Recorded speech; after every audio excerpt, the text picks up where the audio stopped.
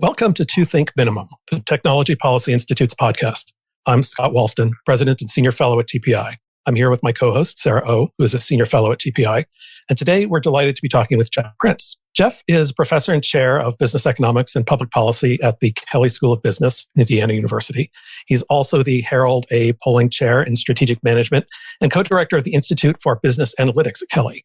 He recently served as Chief Economist at the Federal Communications Commission.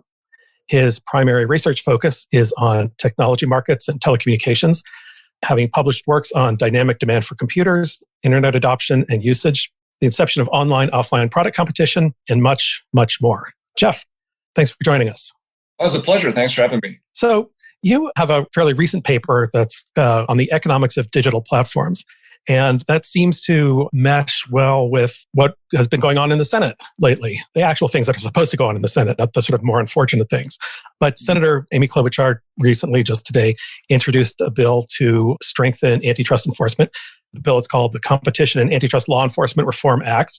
We do things like change the burden of proof on mergers, give some new tools to antitrust enforcement agencies, and generally take a harder line on antitrust issues. Now, I don't know that anybody's had a chance to actually read the bill yet, certainly not me, and so I wouldn't expect a guest to either.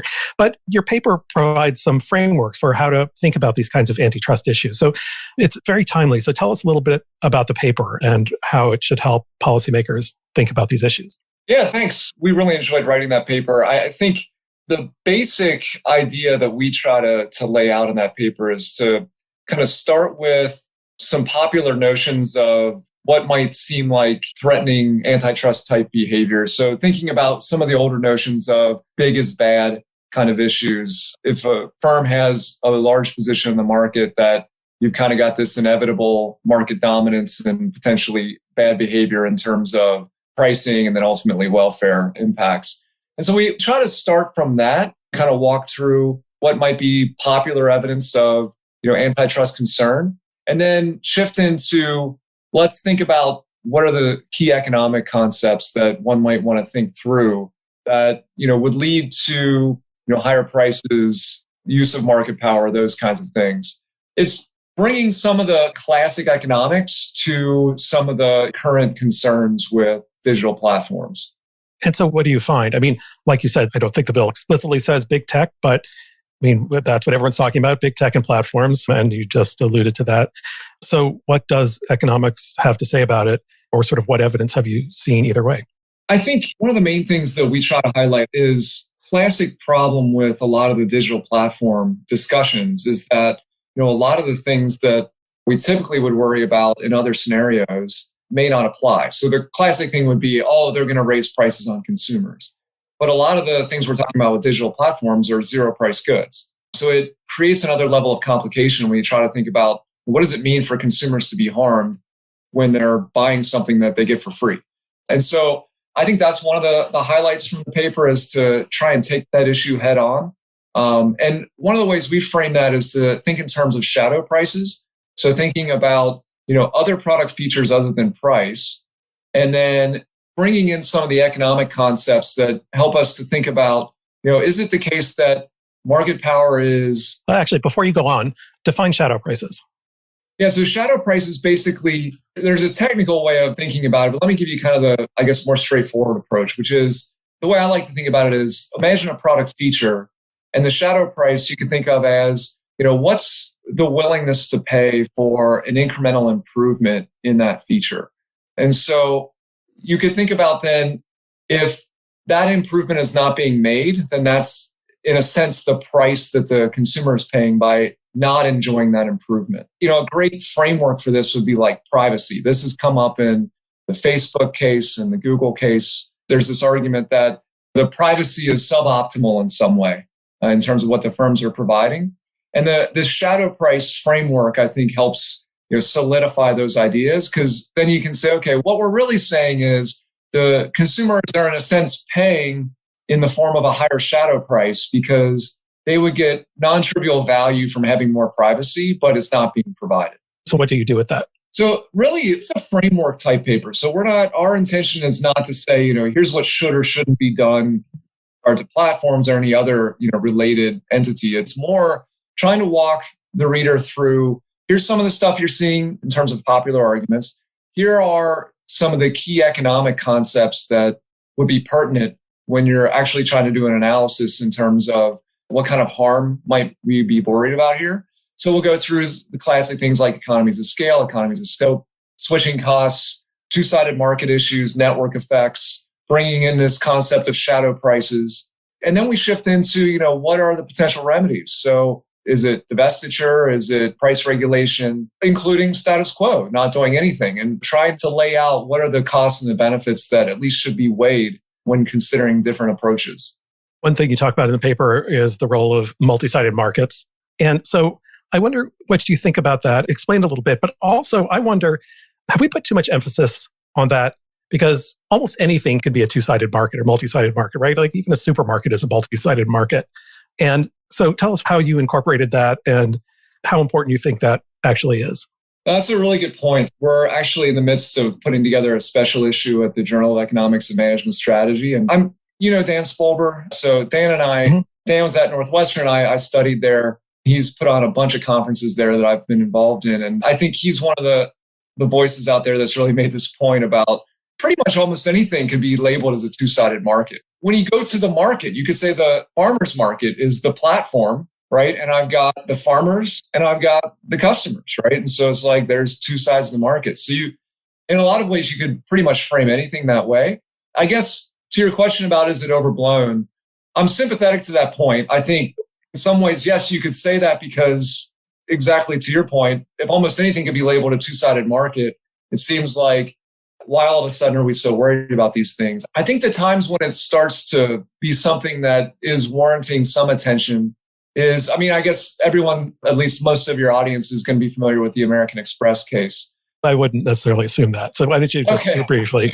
It basically is getting at this idea that you've got two sides to the market. You've got the vendors and then you've got the card holders. When you think about prices that the credit card charges to the vendor, you also have to think about the fact that they provide benefits to the card holders, right? And so when you think about the ultimate effects of various strategies that the card holders may employ, you should be taking kind of a holistic view in terms of all of the affected parties.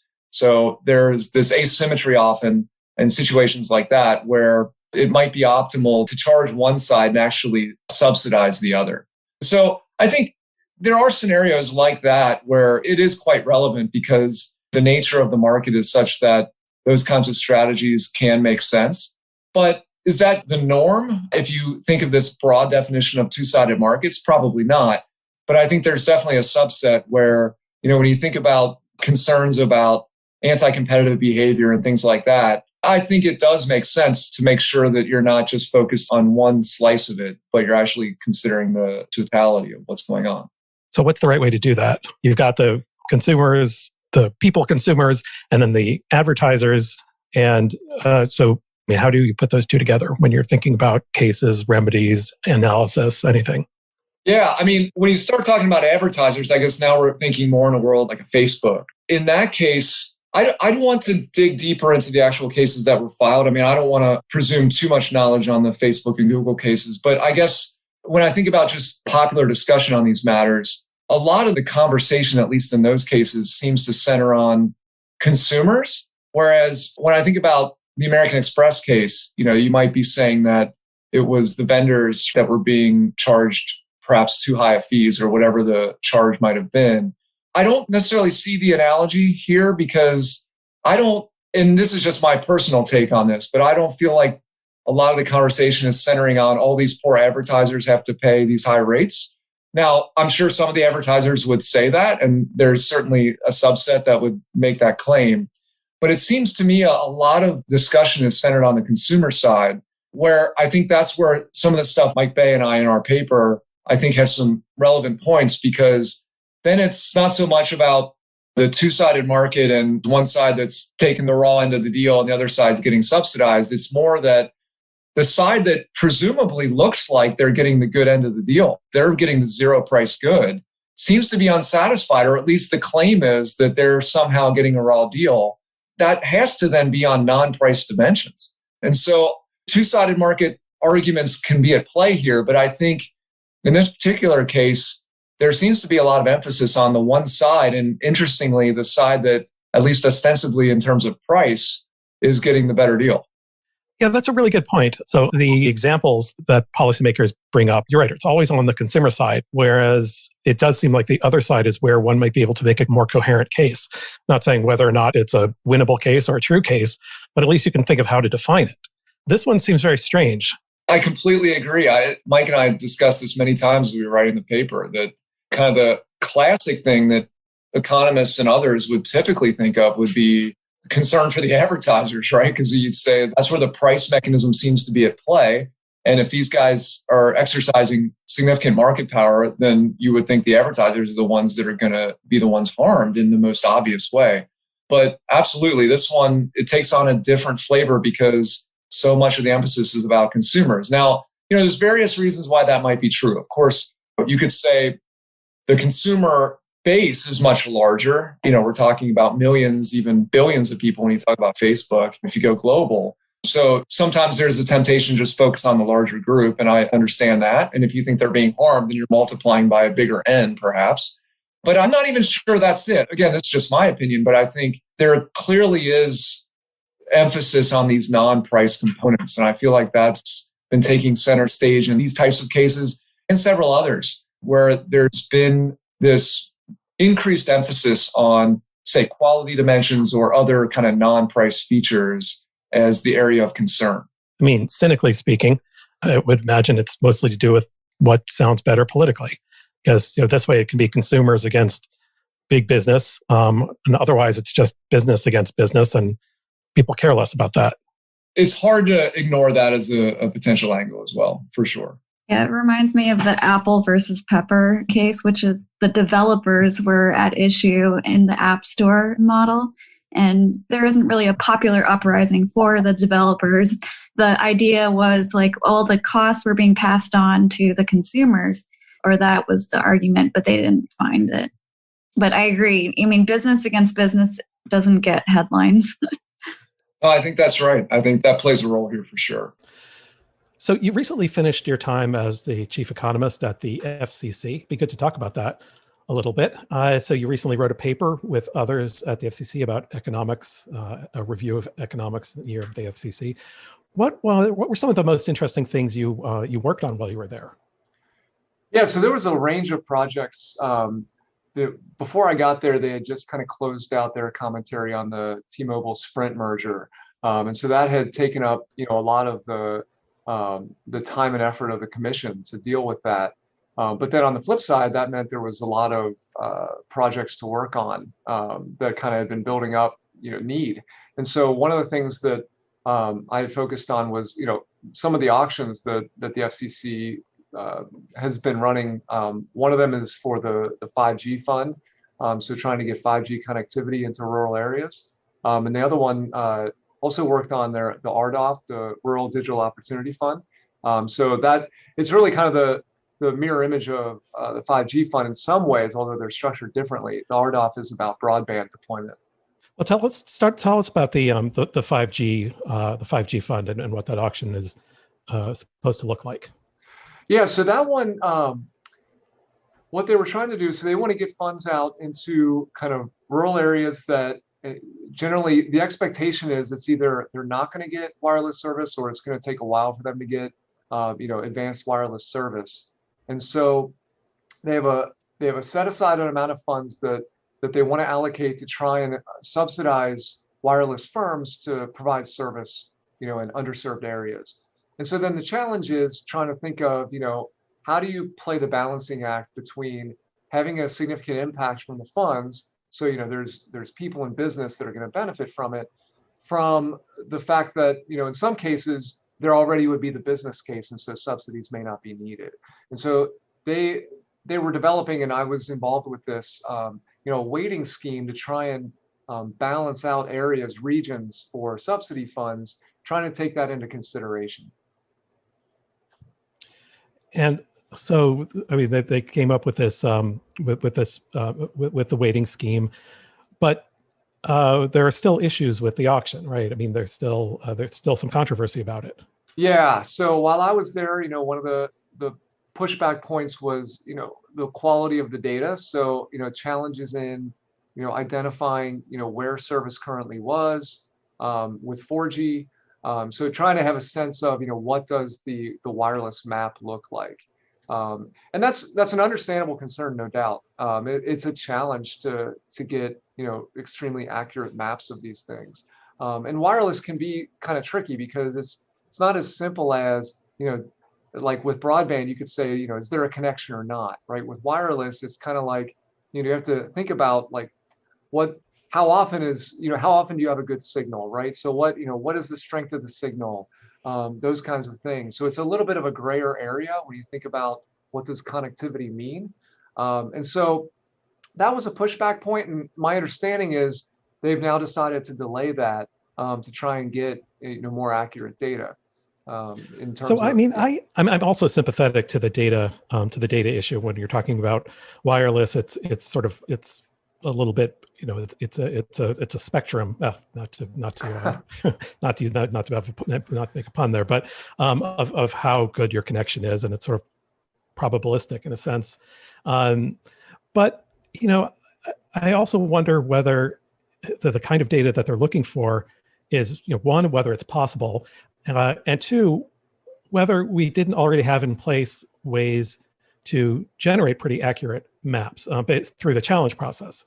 They use the best data that they have, come up with geographic areas, that they define geographic areas, and then companies can say, no, I'm providing service there, and challenge it. Now, of course, you don't want incumbents just to be able to say, no, we're providing service there in order to block competition, but it is a way to better help identify where there is and where there is not coverage. And given that we're inherently talking about places with scarce coverage, it's hard to see how much better the data will be ultimately. It's a really good question. I mean, I definitely got to see the inside of a lot of the logistical challenges that the commission had to deal with in terms of navigating the challenge process. So, they had done prior attempts to get information about mobile coverage. And it's,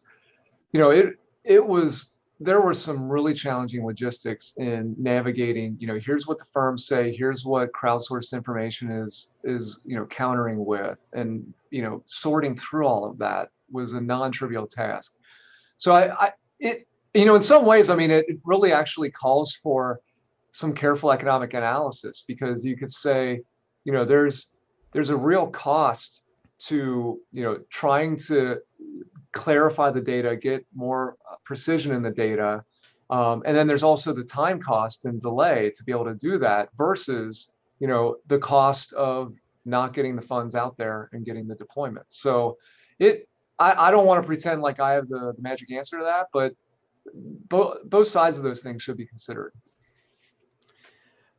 And so another one of these, you said you pointed out a similar auction, although for fixed broadband, is the Ardoff auction, which just recently concluded.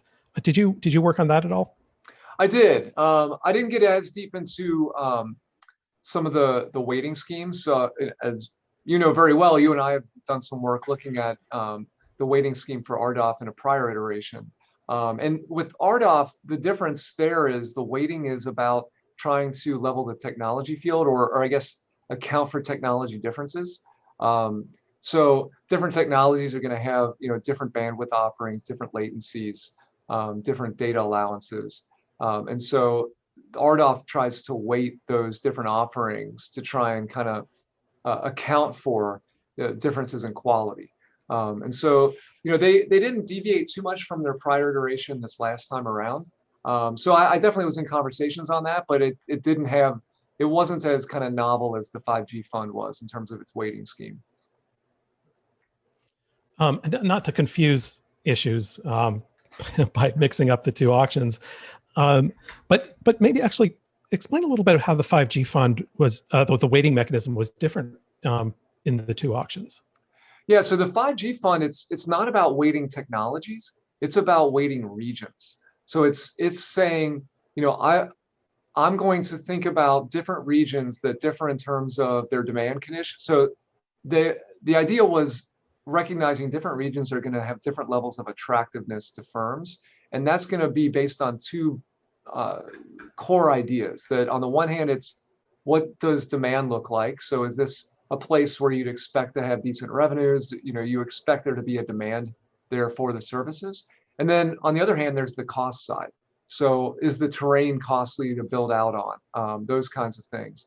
And so the combination of those two things would contribute to how attractive a region is.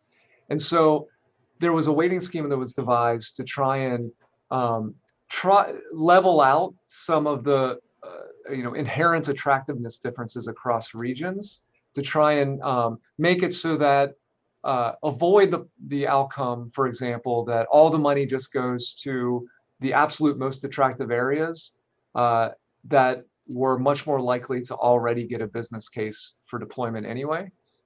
So to contrast that, the Ardoff for the fixed broadband, that the weighting scheme there is about technology differentials. So allowing for the case that if you're offering a higher quality product than somebody else, then your bid gets heavier weight in a sense. So I mean, I guess I don't completely understand the reason for the 5G weighting. I mean, I can understand why there will be political pressure to weight regions differently, but it seems like adding weights to the regions is undoing some of the benefits of having an auction. That's a very fair point, and it's I guess I tread that one delicately just because it's hard to say. I can't speak for all the forces at play that were driving why there was a weighting scheme in the first place. I think my fundamental, the argument that I had in my head was what I just described. So, I mean, one could make the case that when they determine what the eligible areas are, that's a very coarse decision. So usually it's like on some pretty basic like census cut or something like that. And then from there, I think it's reasonable to at least say, well, there's always a risk then that after you've made that very coarse cut, when you allocate the funds, they're all just going to go to places that are likely to get served anyway. And so we want to try and flatten that a little bit. But I absolutely believe, I can see that there are other forces were at play in terms of what drove that decision. But I certainly was not in all the rooms that determined those outcomes. Right, and I certainly don't mean to criticize the FCC staff. They work under lots of pressures from all kinds of directions. Yeah. So, and then this question might not. I'm not sure if it makes sense or not, but why did the 5G fund not wait for technology types? I mean, it would have made it hard to call it the 5G fund if you could have used other technologies. But in principle, you could imagine a weighting scheme that weights a high-end 5G service more heavily than an LTE service, or is it that at this point that wouldn't make any sense because the firms just aren't going to build an LTE network? It would just be a waste. I don't know. I think there's something to that last point, and I mean, maybe to broaden that a little bit, I think you kind of just alluded to it. Like even within 5G, you could make the case that it's not all 5G is created equal, right? And so, in principle, you could have at least considered, some weighting scheme according to the type of 5G technology that's being rolled out. There wasn't a lot of conversation about that I can recall. I think, my rough memory on this is that, a lot of it was driven by speed. I know the prior administration, there was a lot of focus on we want to get this done quickly because we need to get 5G out there quickly. So I think that was a driving force behind that. But I absolutely agree that there still could be, and actually now that there's been a delay, I mean that is something that could be considered as factoring in differences in the type of 5G technology that's utilized. So on Ardoff, We don't know a lot because the long forms haven't been sent in yet, but what do you think of the outcome? There was this, sort of surprise that this fixed wireless company got the largest amount of money. And there's some controversy about whether that firm can do what it promised. And so, in the early days of spectrum auctions, there were plenty that didn't go as planned. And it was a long learning process. I mean, is that possibly what might happen here? Or did this show that certain technologies can be used for things we didn't expect? To be honest, Scott, I think it might be too early to tell. I guess I'm trying to take a holistic view. I mean, the FCC has been doing these auctions for over 20 years now. And I think there's a lot of reasons to point to success. But I think, in any given auction, you're going to be able to point to welfare losses, perhaps inefficiencies in terms of who won and the reliability of what they deliver and things like that. And, potentially some gaming of the system and those kinds of things. But I guess to take a fair view, I guess I'm thinking about historically, I think it's definitely been a big step forward that they've taken this approach. So I guess for me, the jury's still out on these most recent auctions in terms of, how well did they ultimately do. But I think if I'm putting them in the broader context of these auctions, I think by and large, they've had a lot of pluses in terms of increasing efficiency in allocation. Yeah, I'm a big fan of reverse auctions. I started writing about them a long time ago. I'm a little concerned that if this auction turns out not to have gone well, groups that oppose the auctions will use it as a reason to try to push back against it when it's a learning process. Yes. And early spectrum auctions, like I said, not all of them went well. We learned from them and changed. And I think it needs to be highlighted that these are really complicated. I mean, it isn't like the models that we start with in undergrad and grad school. There are a lot of complicated details that have to be worked out to make these go. And so it's unfair to point to any single auction and say, oh, here's this thing that went wrong, that thing went wrong. That's always going to happen. I understand that. But I think the only fair way to assess them is in the broader picture. And like you said, I think it's going to be a constant learning curve because there's so much complexity to these large auctions. There needs to be learning, right? There's just some things that the model's not going to be able to tell you in advance. I think you sometimes just have to learn from doing. Did you work on the C-band auction at all? I definitely talked a lot about that around the office. I did get involved in a little bit in designing the incentives for clearing. I was involved, but it was, at least from my perspective, a lot of the issues were dominated by legal concerns. The economics started to come into play when we were thinking about things like, incentives for clearing and things like that. And just the general, economics gives a nice framework to think about some of these problem of the commons kinds of things. But I think, a lot of it was just, there was a lot of legal challenges as well. That seemed to be a dominant concern. What's kind of in the legal okay zone to make sure that we can get this done in a way that, everybody's going to be okay with it from the legal side of things. And I came to appreciate how challenging that can be in these complicated situations. You were also there for the start of the Office of Economics and Analytics, or at least for the standing up process of it. And we spoke with Julian Wayne a couple of weeks ago about it. And so, it seems like you've got this group of people really committed to making this work, to make economics have a bigger voice in it.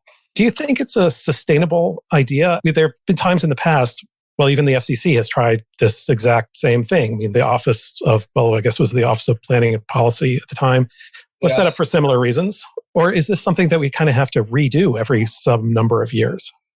I mean, for their sake, I hope not. Yeah, no, they're serious about it and they want it to work. Yeah, absolutely. And I don't have kind of a before after in terms of what might I be able to say in terms of the change in the culture and other, administrative logistics that might have been clear to have changed. I can say I thought it was going very well. I was very happy with the structure. I think it makes a lot of sense. I understand some of the counter arguments, right? You might worry that now we've got all the economists in one place, so we can just ignore them all at once, that kind of thing. But I guess I feel like that was outweighed by, I really enjoyed the culture there. It was great to have all the economists accessible. We'd have conversations all the time, lunch, just drop into offices, talking about all kinds of different issues that were going on. And I felt like one of the things that was continually going on was just really trying to make sure that our voices were carrying up to the 8th floor, right, where the chairman's office was. I felt comfortable with that. I felt like we were being listened to. I feel like we were getting a seat at the table. I felt like what we were advising was often being even implemented. So I think it's a great idea. And I think they were, to Julian Wayne's great credit, they've really been working hard to put good processes in place, good standards in place to kind of solidify, good product, good quality outcomes from the group. I just really commend them for that. I feel good, with where it was going, and I really, really hope that it's something that sticks. So there's always a risk that the incoming chair will think of it as a creature of the former chair and then therefore not like it. I mean, that's always true.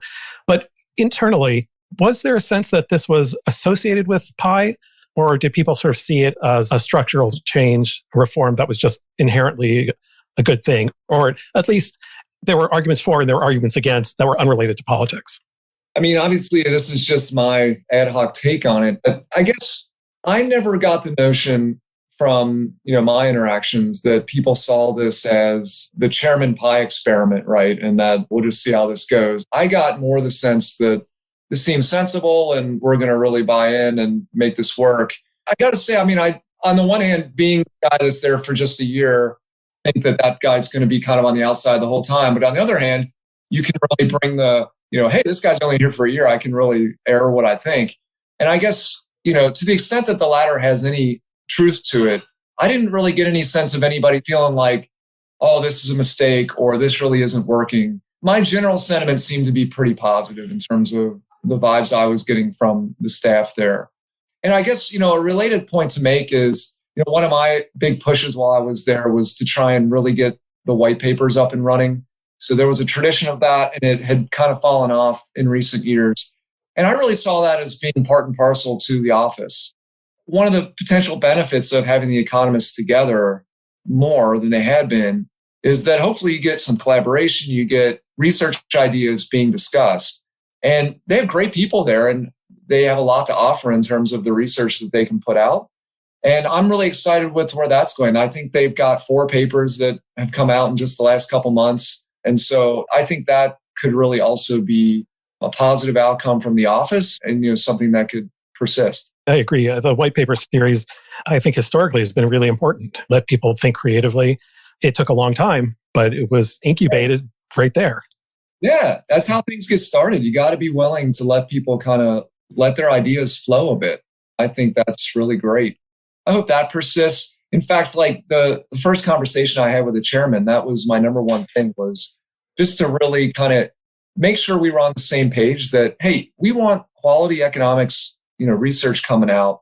And we don't want the economists to feel like it always has to pass a litmus test. It's basically, we want quality work as long as it's relevant to what we do. If it's quality work, it's going to see the light of day. I wanted to do everything I could to foster that attitude because I think that creates a good culture amongst the economists. That's what we generally want. But it's still, in some ways, it's kind of a strange institution anywhere because the chair has his or her priorities and doesn't like to have people question them. I'm not saying this about Pi or Rosenworcel or anybody. It's just the nature of people. And, you have a working paper series and there's always that risk. And then people come back and say, the FCC said, rather than saying it's a working paper. We did know that it went away for a while and now it's come back. I'm just surprised it's as stable as it is. I would think that there's often pressure for it to go away because it's inconvenient. Yeah. No, I hear you. I think that's one of the hopes is the chairman can really set the tone on that. That's why that was so important to me to make sure that, at least in the case of Chairman Pai, that we were on the same page. And I suspected we were, because he had really sent some positive signals about that. And that's one of the things working with Julie and Wayne, one of the main things I was working on was to put procedures in place with regard to white papers to try and set the precedent. So the hope is whoever the next chairperson is, if it's Rosenworcel continues or someone else, that the way we structured that is that person can kind of buy into it in principle. Because I think the economists need to feel like there's a reasonable process in place. I think everyone understands there's always going to be challenges with what the commission has to deal with. The chairman always has to have a range of things in mind in terms of what's going on at the commission. But at the same time, have a reasonable process so that you say, I've got a research idea. I want some feedback on that. I want to know that it's going to be able to be done. I want to know that the commission is willing to support this kind of work. I'm very hopeful that we've put something in place that can last. We should probably move on from the chief economist discussion, except I want to ask one more thing. Probably a lot of our listeners know what that position is, But it's a bit of a weird position, right? Because it's somebody you kind of parachute in for a year and then you leave. So what's that like? How does the staff feel about that? Because people who haven't worked with the FCC probably don't know how great they really are. They know their stuff. And so how do they feel about somebody just coming in right in the middle of all of their work? And what are the benefits and costs of this setup?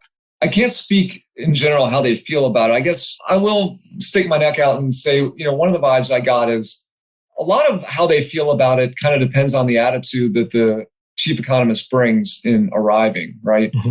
The way I've described it to other people is it's kind of like a free safety position, which I love. You're not really burdened with a lot of administrative tasks. It's more like we've got a lot going on here. We know that you have expertise in a lot of these areas. Let's talk and find ways to get you involved in what we're doing. And they really do listen to the chief economist. I mean, I felt like a lot of the things I brought got implemented, were heard. I was really grateful for that. I thought that was fantastic. A lot of it's the attitude of the chief economist. I think if you walk in thinking everyone's going to listen to me and all the policies the chairman's going to do what I say and all that, then you're in for a disappointing year. But I think if you come in and say, I want to contribute to the culture of economics in this place, bring high quality assessment and analysis, and really get involved and be supportive of what's going on there, I think they will receive you very well. I just could not have been happier with the experience. So I guess the last topic, another new paper that you have, which I was surprised to find online, was this paper on COVID and travel restrictions, which I guess just came out. Really just totally fascinating. Tell us a little bit about that. Yeah, so my colleague Daniel Simon and I, we've done quite a bit of research on airlines over the years. And full credit to Daniel. He's the one that kind of brought this up originally. And it was basically this idea that, hey, we've done a lot of analysis on airline demand and competition and these kinds of things in context of COVID, right? Like early on, pretty much anywhere where the virus ultimately took hold, it's pretty safe to say it was largely from international travel that it began. And so, our original idea was to basically try and look at various factors that likely would influence cases and deaths and try to measure their relative impacts. We kind of broke things into like exposure versus environment, whereas exposure is clearly international travel. Environment is, population density, those kinds of things, health, demographics. But then in conducting our analysis, we recognized early on that the primary likely contributors in terms of exposure would have been travel from China and from Italy. That was just obvious in the early months. And so we were able to then look at what were flows of people originating from China into the United States, people originating from Italy into the United States, across various counties across the country. And the interesting thing we found, and it was just robust as you can imagine, that the influx of people from China didn't seem to really move the needle, whereas the influx of people from Italy notably did. And that's perhaps not that inconsistent with what we saw. We saw at least a significant shutdown in travel from China in late January, whereas Europe continued through middle of March. But despite that, we kind of knew there was something going on in Europe well before March. And so one thing you could take away from that is perhaps the China shutdown may have had some impact early on. And unfortunately, we probably would have benefited from a European shutdown sooner, because it seems like the passenger flow from Italy did have a significant impact. So what's your advice to the Biden people when thinking about new mutations of the virus and when they're identified in particular places? We're economists. We're always reluctant to give hard advice. We're more like, think about pluses and minuses. But I guess the takeaways we've kind of highlighted are, to the extent that you think travel shutdowns might make sense, timeliness is of the essence. So if you're going to do it quickly, but then also think broadly. If you think a shutdown is worth it, and then you have reason to believe that a strain is now non-trivially in a certain country, then that should be on your radar as a place that you might want to shut down as well. And so I think contrasting the current situation with the earlier one, the case would be that there was reason to strongly believe that this thing was non-trivial in Italy well before mid-March. And so thinking these terms might have saved us some of the earlier pain in the virus. But, again, hindsight's 2020. So I'm not interested in the beating up on everybody after the fact. I know these were all very difficult decisions, but, our job is to try and learn and do better next time. Right. Yeah, no, hopefully there were lessons. Clearly, we had a lot to learn at the time. Yeah. Well, one more paper, maybe Scott doesn't want to bring it up because he helped co-author it, but Jeff, you co-authored an op-ed on polling and suggested using discrete choice methods. Can you talk a little bit about that?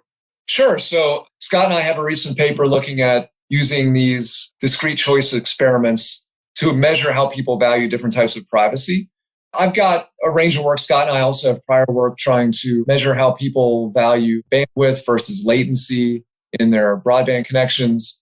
So there's a lot of applications for these types of analyses. A lot of times people associate them with marketing, but it goes well beyond that. So one thing Scott and I have been talking about and put out in this recent blog is thinking about their potential use in trying to assess people's political preferences. To give you a basic idea of what we're talking about, it's in a sense trying to replicate how people might shop for different products or services, where you would describe, here's product A, it costs $5, it's red, and it weighs 5 pounds, right? And then here's another one that's $10, it's blue, and it weighs 8 pounds, right? And so by seeing how people make choices across products described along those dimensions, you can assess how they value different dimensions. How do they make trade-offs when they decide which product they like over another?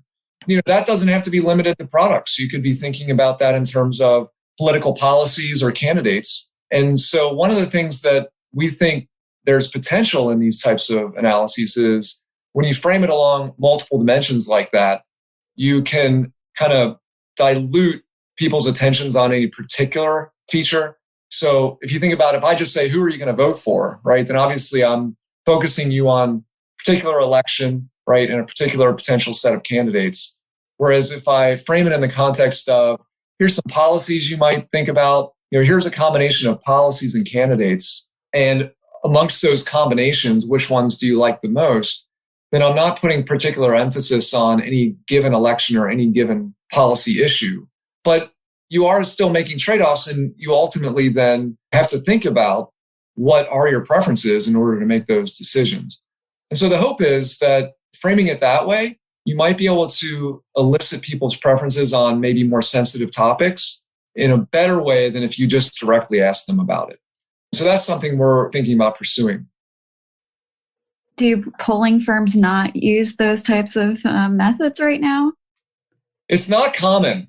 So to Scott's credit, he found one application, I believe it was in Scandinavia, where they did something like this. But my recollection is it wasn't necessarily tailored toward trying to get preferences on, say, ostensibly sensitive issues. It was just more kind of applying it to the political sphere to see if it, can give us reliable information about what we might think people would vote for, say, in a given election. But I think it's a nice starting point for us because at least, something like this has been tried in the field. It seemed to give reasonable results.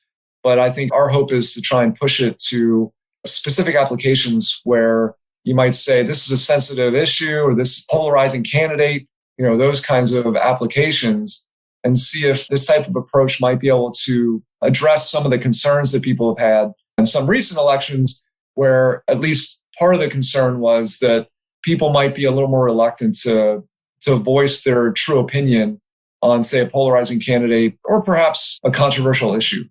You raised another point that we were actually talking about this morning. Why do polling firms continue to use methods that we know are not likely to elicit truthful responses? You'd think they all have an incentive to try to be the one that's the best, whether you're an external polling firm or polling for a candidate internally. So it's an interesting question. We don't know, but we are looking to start this project. Our donation lines are open. We will post that. We'll post that number. Right, exactly. Yeah, but it should be fun. I think it's a worthwhile project. I mean, obviously in recent applications, obvious things come to mind, but I think this has wide-ranging implications. There's lots of controversial things. There's lots of things that people don't necessarily want to be truthful about in terms of their preferences, where deeper understanding of what their preferences truly are could be very beneficial towards policy and business strategy and all these kinds of things. So anything we can do to move the ball forward in that, I think could have some real value. Well, that was a pretty good cross-section of your work. We've gone way over time, so we should probably wrap up. So Jeff, thanks so much for speaking with us today. It was really interesting. Oh, thank you both. I really enjoyed it. Thanks.